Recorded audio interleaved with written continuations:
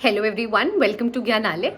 आइए आज हम बात करते हैं एक और अपॉर्चुनिटी के बारे में जो कि नेस्ट प्रोवाइड कर रहा है सीनियर कंसल्टेंट्स को। सीनियर कंसल्टेंट्स के पोस्ट के फॉर्म में हम कह सकते हैं, जो कि प्योरली कॉन्ट्रैक्चुअल बेसिस की जॉब है, पर फिर भी जो सैलरी दी जा रही है वो काफ़ी अच्छी सैलरी है।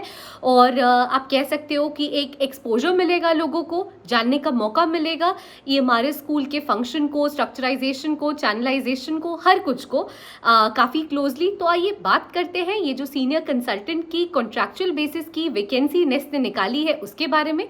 इस वीडियो में हम डिटेल में चर्चा करेंगे कि लीव का सिस्टम क्या है, वर्किंग आवर्स क्या रहेंगे, एलिजिबिलिटी क्राइटेरिया क्या है, क्या डिग्री मांगी जा रही है, क्या आपसे पोस्ट क्वालिफिकेशन एक्सपीरियंस भी मांगा जा रहा है, और टर्मिनेशन के रूल्स क्या है, इन सब कुछ के बारे में। बायोमेट्रिक है या नहीं है यहाँ पे, जैसे कि परमानेंट जॉब्स में होता है। तो आइए चर्चा शुरू करते हैं हम इस पोस्ट के बारे में जो कि नेस्ट ने ऑफर किया है। सीनियर कंसल्टेंट की पोस्ट है। डेटा मैनेजर का जो पोस्ट है वो ऑफर किया जा रहा है, सीनियर कंसल्टेंट डेटा मैनेजर का। डिटेल में हम चर्चा करते हैं आज अपने इस वीडियो को ज्ञानालय के माध्यम से। उम्मीद करूंगी आप सब मेरे साथ अंत तक जुड़े रहेंगे। देखिए, सबसे पहले तो मैं बता दूं कि सीनियर कंसल्टेंट की डेटा मैनेजर की जो पोस्ट है ये ऑफर की जा रही है उन लोगों के लिए जिनकी एज लिमिट 45 ईयर्स से ज़्यादा नहीं है, यानी जो 45 ईयर्स या 45 ईयर्स से कम है, 45 साल या 45 साल से कम है, वो लोग जो कि इस फॉर्म को भर सकते हैं। सबसे पहली चीज़ तो एज हो गई। दूसरी बात आती है आपकी क्वालिफिकेशन की। देखिए, जिनके पास मास्टर्स की डिग्री है, पीएचडी की डिग्री है, वो लोग जो कि इस फॉर्म को भर सकते हैं। और साथ ही साथ जो कि है, देखिए आपके पास मास्टर्स या पीएचडी की डिग्री जो भी सब्जेक्ट कंसर्न है किसी रिकॉग्नाइज्ड यूनिवर्सिटी से, जैसे बिजनेस एडमिनिस्ट्रेशन है, अगर इको है, स्टैटिस्टिक्स है, आपका मैथमेटिक्स है, जो भी आपका सब्जेक्ट कंसर्न है किसी रिकॉग्नाइज्ड यूनिवर्सिटी से आपके पास डिग्री होनी चाहिए पीएचडी या मास्टर्स की। और साथ ही साथ जो कि है आपके पास पोस्ट क्वालिफिकेशन एक्सपीरियंस भी होना चाहिए। यहाँ पे पोस्ट क्वालिफिकेशन एक्सपीरियंस अब कितना मांग रहे हैं ये आप पूछोगे मैम कि भाई पोस्ट क्वालिफिकेशन एक्सपीरियंस मैम कितना सेट किया है इन्होंने। यहाँ पे 5 साल का पोस्ट क्वालिफिकेशन एक्सपीरियंस है, यानी आपके डिग्री के बाद जो की है 5 साल का आपके पास जो कि है वर्किंग एक्सपीरियंस होना चाहिए डिजायर्ड फील्ड में, जो कि यहाँ पे डिजायरेबल है, जो कि यहाँ पे मांगा जा रहा है। आप से कह सकते हो कि एलिजिबिलिटी क्राइटेरिया में इसे भी इंक्लूड किया गया है। साथ ही साथ देखिए यहाँ पे जो वर्किंग आवर्स रहेंगे वो वर्किंग आवर्स बिल्कुल रेगुलर एम्प्लॉयज़ की तरह ही रहेंगे। ऐसा नहीं है कि आपको जो कि है ये लोग ज़्यादा काम करवा रहे हैं, कम काम करवा रहे हैं। जैसे रेगुलर एम्प्लॉयज़ काम करेंगे, जो परमानेंट एम्प्लॉयज़ है, वैसे ही आप भी काम करोगे। अब जो एक बहुत इंपॉर्टेंट चीज़ आती है वो ये है कि यहाँ पे रेगुलर एम्प्लॉयज़ की तरह बायोमेट्रिक है, यानी जो पंच इन होता है ना, आपकी अटेंडेंस को रिकॉर्ड करने की जो मशीन होती है वो जो कि है यहाँ पे इंक्लूड किया गया है। अगर आप जो कि ऑफिस जा रहे हो आपको पंच इन करना होगा, और अगर आप ऑफिस से निकल रहे हो तो भी आपको पंच आउट करना होगा, जिससे कि आपका टाइम पता चलेगा कि आप कितने देर ऑफिस में थे। पर इन सब से ऊपर आती है बात सैलरी की कि भाई ये इसके बेसिस पे ऑफर क्या कर रहे हैं आपको इंसेंटिव्स। क्या ये कोई टीए आपको दे रहे हैं, क्या ये कोई अकोमोडेशन फैसिलिटी, फ़ोन की फैसिलिटी कुछ और आपको प्रोवाइड कर रहे हैं। देखिए, जो सैलरी ये आपको पे कर रहे हैं वो है 80,000, जो कि काफ़ी अच्छी सैलरी है। देखिए, भले ये कॉन्ट्रैक्चुअल बेसिस है, यहाँ पे जो वर्किंग आवर्स है वो नॉर्मल एम्प्लॉयज़ की तरह है, बायोमेट्रिक का सिस्टम भी नॉर्मल एम्प्लॉयज़ की तरह इंक्लूड किया गया है, लेकिन यहाँ पे कोई भी TA, DA, travelling allowance TA होता है, डीए डियरनेस अलाउंसेस है, या फिर आपको फ़ोन की फैसिलिटी हो, या फिर आपके रेसिडेंशियल या अकोमोडेशन की फैसिलिटी हो, ये सब में से कुछ भी आपको नहीं दिया जा रहा है। बट आई बिलीव कि देखिए, जो पोस्ट है सीनियर कंसल्टेंट डेटा मैनेजर की, जिसके लिए कि एप्लीकेशंस इनवाइट किए जा रहे हैं नेस्ट द्वारा, उसके लिए जो सैलरी पे की जा रही है वो काफ़ी अच्छी है। अगर कोई इस लाइन में अपना फ्यूचर देखता है, अपना करियर सेट करना चाहता है, तो वाई नॉट।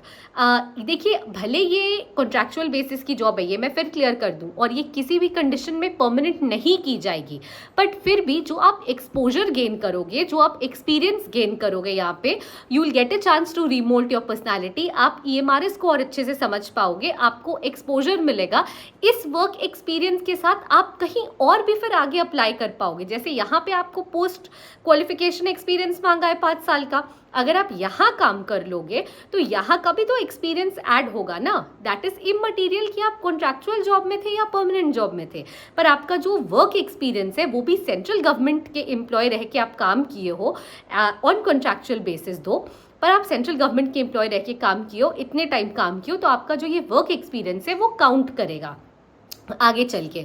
तो मुझे लगता है कि ये काफ़ी अच्छी अपॉर्चुनिटी है, आपको ज़रूर अवेल करना चाहिए। जो लास्ट डेट इन्होंने फॉर्म सबमिशन का सेट किया है वो है 3/10 यानी 3 अक्टूबर 2024 कि आपके फॉर्म्स जो कि 3 अक्टूबर 2024 तक नेस्ट को मिल जाने चाहिए। Application for the engagement of consultants आपने जो कि उसमें लिखना है अपने फॉर्म में।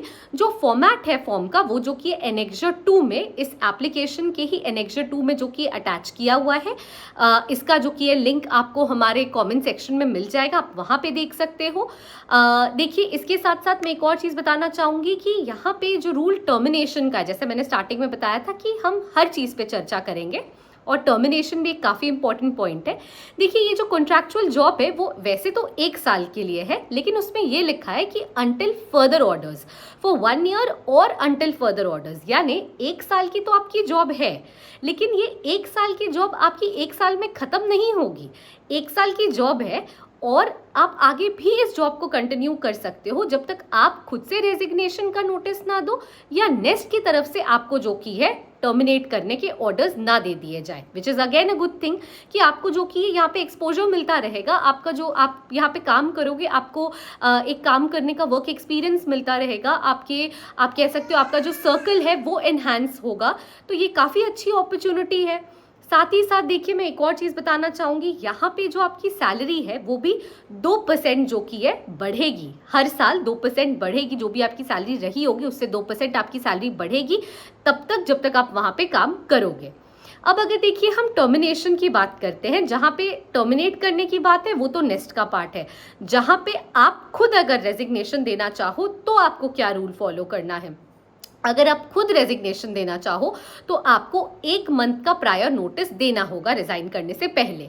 तो ये चीज़ जो कि आपको क्लियर रखना होगा कि अगर आपको रिजाइन करना है तो आपको जो कि 1 मंथ का नोटिस देना होगा।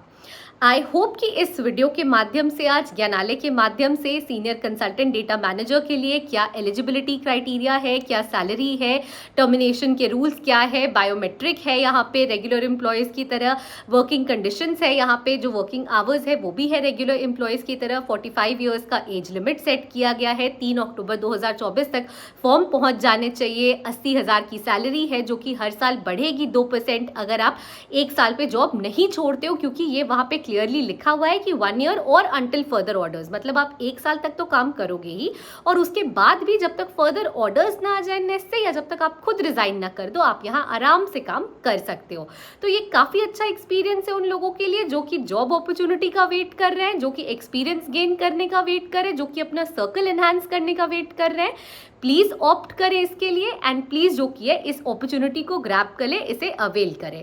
Thank you so much for watching the video till the end. Please stay tune to Gyanalaya ताकि हम इसी तरह से जो भी अपडेट्स आए वो आप तक जो कि है जल्दी से जल्दी पहुंचा सके। Thank you.